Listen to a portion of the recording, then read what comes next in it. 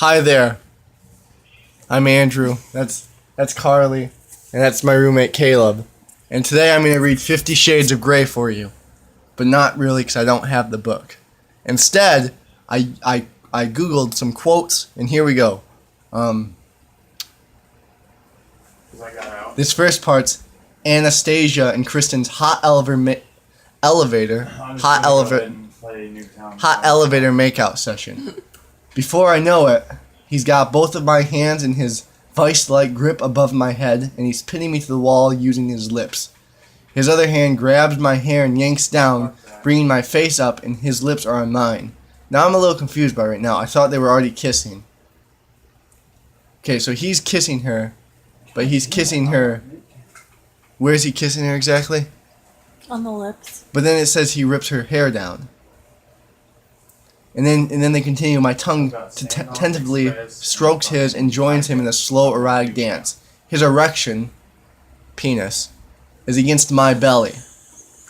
So we guess height-wise, He's really tall. he's really tall. Or we could also assume she's really short. True. So one of the two is true.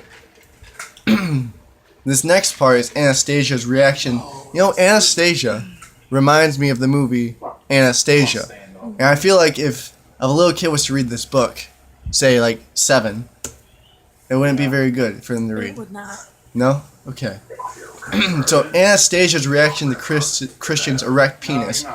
Holy cow. Suddenly he sits up and tugs my panties off and throws them on the floor, pulling off his boxer briefs. His erection springs free. Holy cow! He kneels up and pulls a condom. That's good, they're using protection. Onto his considerable length. Oh no, will it? How? So right now she's considering if the condom will fit on his penis. Carly, what do you say to that? Caleb? What's your input? I don't think it will.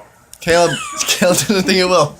Now, we don't know about what the size is. All we know is it's a considerable length. You can consider that it's any length. And we can also assume that the condom is maybe broken. We don't know. We don't know what's going on. It's Christian, but it says Christian's dirty. Don't read this line? Mm-mm. I'm going to read this line. Read it. Oh, okay, so for any bad words, I'm going to bleep it out with the word camel. Okay? So here we go.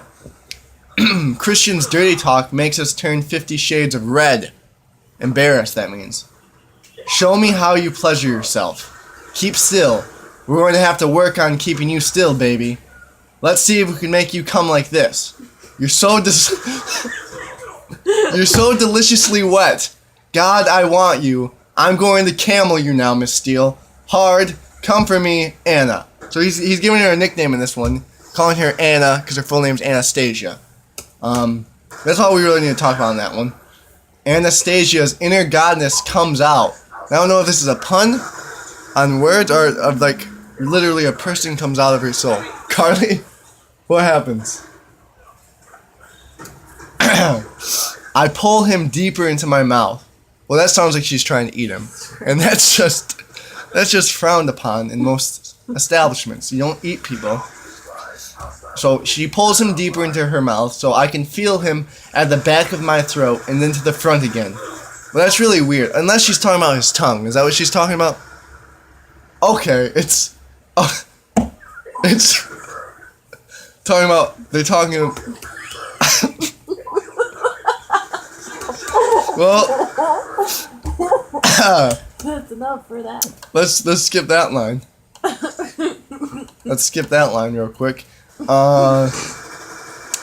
When he's not spanking, flogging, Christian's quite... God, I have to read these lines. No. He sighs, slides in beside me, and pulls me into his arms. See, this is a touching moment, Carly.